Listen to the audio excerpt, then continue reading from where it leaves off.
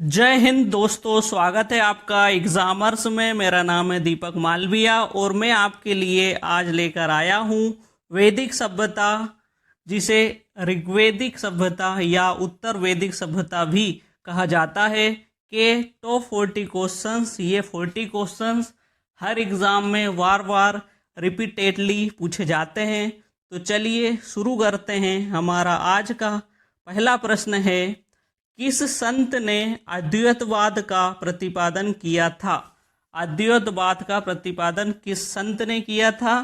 तो इसका सही आंसर है शंकराचार्य। शंकराचार्य ने अद्वैतवाद का प्रतिपादन किया था। हमारा अगला प्रश्न है, प्राचीन शहर तक्षशिला निम्नलिखित में से किन दो नदियों के मध्य स्थित थी? तो तक्षशिला किन दो नदियों के मध्य है? तो वह नदियां हैं सिंधु और झेलम। सिंधु और झेलम नदियों के बीच तक्षशिला शहर स्थित है। अगला प्रश्न है, अध्यात्म ज्ञान के विषय में नचिकेता और यम का संवाद किस उपनिषद से प्राप्त होता है? तो इसका सही आंसर है कठोपनिषद। कठोपनिषद को बाजश्रवा भी कहा जाता है। तो हमारा अगला प्रश्न है, भारत के संप्रतीक के नीचे उत्कीर्ण भारत की राष्ट्रीय आदर्श योक्ति सत्यमेव जयते कहाँ से ली गई है? यह यूपीएससी 2014 में पूछा गया है। तो सत्यमेव जयते मुंडकोपनिषद से लिया गया है। मुंडकोपनिषद सबसे छोटा उपनिषद है और सबसे बड़ा उपनिषद है बृहदारण्यक उपनिषद।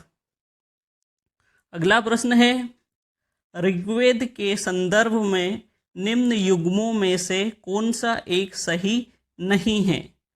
शिक्षा पर चर्चा प्रथम मंडल, यह सही नहीं है। बाकी गायत्री मंत्र तीसरे मंडल में है, यह एकदम सही है। शूद्र की चर्चा 10वें मंडल में की गई है, ये भी सही है। और सोम की चर्चा ऋग्वेद के 9वें मंडल में की गई है, ये सही है।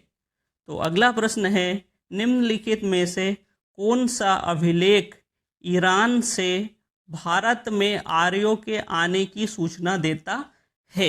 अर्थात कौन सा अभिलेख यह बताता है कि आर्य ईरान से भारत आए? तो वह अभिलेख है बोगज कोई अभिलेख। इससे पता चलता है कि आर्य ईरान से भारत आए। अगला प्रश्न है, ऋग्वेद में निम्नलिखित में से किन नदियों का उल्लेख अफगानिस्तान के साथ आर्यों के संबंध का सूचक है? यूपीएससी 2010 में पूछा गया है ये। तो इसका सही आंसर है कुभा और क्रुमु। इसका सही आंसर है कुभा और क्रुमु। अगला प्रश्न है, किस वेद में सभा और समिति को प्रजापति की दो पुत्रियां कहा है? तो इसका सही आंसर है अथर्ववेद। अथर्ववेद में सभा और समिति को प्रजापति की दो पुत्रियां कहा गया है। अगला प्रश्न है, आर्य सभ्यता में मनुष्य के जीवन में आयु के आरोही क्रमानुसार निम्नलिखित चरणों में से कौन सा विकल्प सही है? तो सही विकल्प है पहला ब्रह्मचर्य, गृहस्थ, वानप्रस्थ और संन्यास। अगला प्रश्न है, आरंभिक वैदिक काल में वर्ण व्यवस्था आधारित थी। तो आधुनिक वैदिक काल में, आरंभिक वैदिक काल में वर्ण व्यवस्था जन्म पर आधारित थी। एसएससी 2011 में पूछा गया है यह प्रश्न। अगला प्रश्न है, आर्यों को एक जाति कहने वाला प्रथम यूरोपियन कौन था? तो प्रथम यूरोपियन जिसने आर्यों को एक जाति कहा वह है मैक्स मूलर। अगला प्रश्न है, निम्न में से किस नदी को ऋग्वेद में मातेमा, देवीतमा और नदीतमा संबोधित किया गया है? तो सरस्वती नदी को मातेमा, देवीतमा और नदीतमा संबोधित किया गया है। यह ऐसे भी पूछा जा सकता है कि ऋग्वेद की सबसे पवित्र नदी कौन सी है, तो वह है सरस्वती नदी। और ऋग्वेद में किस नदी का सबसे अधिकतम बार नाम आया है, तो वह है सिंधु नदी। सिंधु नदी का वर्णन ऋग्वेद में सबसे अधिक बार किया गया है। तो अगला प्रश्न है, उत्तर वैदिक काल में निम्न में से किनको आर्य संस्कृति का धुर समझा जाता है? आर्य संस्कृति का धुर समझा जाता है कुरु और पांचाल। कुरु और पांचाल को आर्य संस्कृति का धुर समझा जाता है। तो हमारा अगला प्रश्न है, निम्न में से कौन सा मृदभांड वैदिक काल से संबंधित है? तो वैदिक काल से संबंधित मृदभांड है काले लाल मृदभांड। यह राजस्थान पीएससी 2010 में पूछा गया है। अगला प्रश्न है, ऋग्वेदिक राजा कोई प्रशासनिक तंत्र नहीं रखता था, क्योंकि वह इसलिए नहीं रखता था क्योंकि ऋग्वेदिक अर्थव्यवस्था इसके उपयुक्त नहीं थी कि वहाँ का राजा कोई प्रशासनिक तंत्र रखे।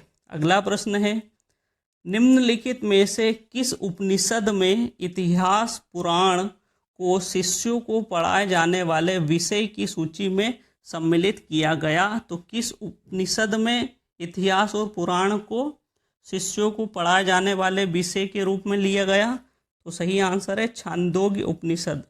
छांदोग्य उपनिषद में इसको पढ़ाने के लिए रखा गया। ऋग्वेद के किन सूक्तों में भारतीय नाटक की अंकुर अवस्था का होना माना जाता है? यूपीएससी 2010 में पूछा गया है। तो इसका सही आंसर है संवाद सूक्त। संवाद सूक्त में भारतीय नाटक की अंकुर अवस्था को दर्शाया गया है। अगला प्रश्न है, निम्नलिखित में से कौन सा एक वैदिक अनुष्ठान उन लोगों को जो ब्राह्मण वर्ग से बाहर थे प्रविष्ट करने के लिए किया जाता है? यूपीएससी 2010 में पूछा गया है और बहुत इम्पोर्टेंट प्रश्न है। प्रश्न को समझिए कि वह लोग जो ब्राह्मण वर्ग के बाहर हैं उन्हें ब्राह्मण बनाने के लिए कौन सा यज्ञ किया जाता है? तो इसका सही आंसर है व्रात्य स्तोम। व्रात्य स्तोम से ब्राह्मण वर्ग के बाहर के लोगों को ब्राह्मण बनाया जाता है। अगला प्रश्न है, पूर्व वैदिक आर्यों का धर्म प्रमुखता था? यूपीएससी 2012 में पूछा गया है। तो पूर्व वैदिक आर्यों का धर्म था प्रकृति पूजा और यज्ञ। अगला प्रश्न है, किस उपनिषद में देवकी पुत्र कृष्ण का घोर अंगिरस के शिष्य के रूप में उल्लेख किया गया है? तो इसका सही आंसर है छांदोग्य उपनिषद। छांदोग्य उपनिषद में कृष्ण का घोर अंगिरस के शिष्य के रूप में उल्लेख किया गया है। अगला प्रश्न है, प्रसिद्ध वैदिक उक्ति युद्ध का प्रारंभ मनुष्य के मस्तिष्क में होता है किस ग्रंथ से लिया गया है? तो यह लिया गया है अथर्ववेद से। अथर्ववेद से ली गई उक्ति है कि युद्ध का प्रारंभ मनुष्य के मस्तिष्क से होता है। यह कहाँ है? अथर्ववेद में लिखा हुआ है। तो अगला प्रश्न है, जीविकोपार्जन हेतु वेद वेदांत पढ़ाने वाला अध्यापक कहलाता है? यूकेपीसीएस 2006 में पूछा गया है यह प्रश्न। तो इसका सही आंसर है उपाध्याय। उपाध्याय उन्हें कहा जाता है जो वेद वेदांत को पढ़ाते हैं। तो अगला प्रश्न है, ऋग्वेद के किसी मंडल का प्रथम सूक्त प्रायः किस देवता के लिए है या किस देवता को समर्पित किया जाता है? तो इसका सही आंसर है अग्नि। अग्नि देव को ऋग्वेद के किसी मंडल का प्रथम सूक्त समर्पित किया जाता है। अगला प्रश्न है, निम्नलिखित में से कौन वेदांग ज्योतिष लेखक के रूप में विख्यात है? वेदांग ज्योतिष लेखक के रूप में विख्यात हैं लगध। लगध को वेदांग ज्योतिष लेखक कहा जाता है। अगला प्रश्न है, सबसे पुरानी स्मृति कौन सी है? तो सबसे पुरानी स्मृति है मनु स्मृति। बंगाल पीएससी 2015 में पूछा गया है यह प्रश्न।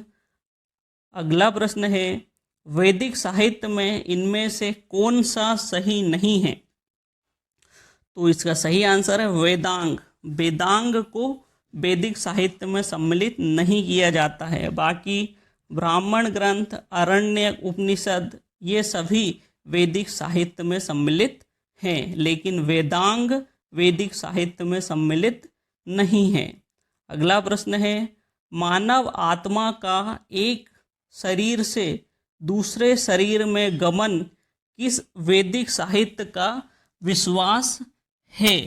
तो यह विश्वास है उपनिषद का। उपनिषद के अनुसार मानव की आत्मा एक शरीर से दूसरे शरीर में गमन करती है।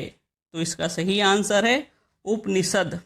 अगला प्रश्न है, भारतीय गणित का उद्गम पाया जाता है? तो भारतीय गणित का उद्गम पाया जाता है शुल्ब सूत्र में। शुल्ब सूत्र में भारतीय गणित का उद्गम पाया जाता है। अगला प्रश्न है, भारतीय परमाणुवाद का जनक किसे कहा जाता है? उत्तराखंड पीसीएस 2009 में पूछा गया है कि भारतीय परमाणुवाद का जनक किसे कहा जाता है? तो महर्षि कणाद को भारतीय परमाणुवाद का जनक कहा जाता है। अगला प्रश्न है, उत्तर वैदिक काल में इंद्र के स्थान पर कौन से देवता प्रचलित हो गए? तो उत्तर वैदिक काल में इंद्र के स्थान पर प्रजापति नामक देवता प्रचलित हो गए। सिंधु सभ्यता में सबसे प्रचलित देवता थे प्रजापति। फिर आया ऋग्वैदिक काल। ऋग्वैदिक काल में इंद्र सबसे प्रचलित हो गए और फिर उत्तर वैदिक काल में प्रजापति फिर से प्रचलित हो गए।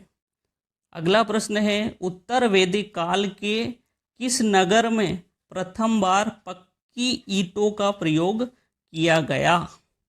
आंसर है, प्रश्न है, उत्तर वैदिक काल के किस नगर में प्रथम बार पक्की ईंटों का प्रयोग किया गया? तो सही आंसर है कौशाम्बी। कौशाम्बी में पहली बार उत्तर वैदिक काल में ईंटों के बने भवन मिले हैं। अगला प्रश्न है, वेदांत दर्शन के मौलिक ग्रंथ ब्रह्मसूत्र या वेदांत सूत्र की रचना किसने की थी?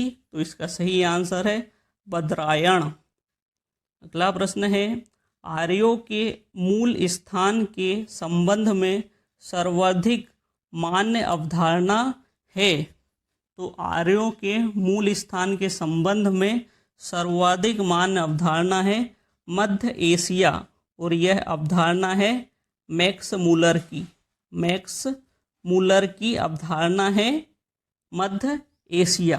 तो हमारा अगला प्रश्न है, भारतीय दर्शन का स्रोत अथवा भारतीय दर्शन का पिता किसे कहा जाता है? तो वह है उपनिषद। उपनिषद को भारतीय दर्शन का स्रोत अथवा भारतीय दर्शन का पिता कहा जाता है। अगला प्रश्न है, निम्न में से कौन सा एक ऋग्वैदिक काल में स्त्रियों के विषय में सही नहीं है?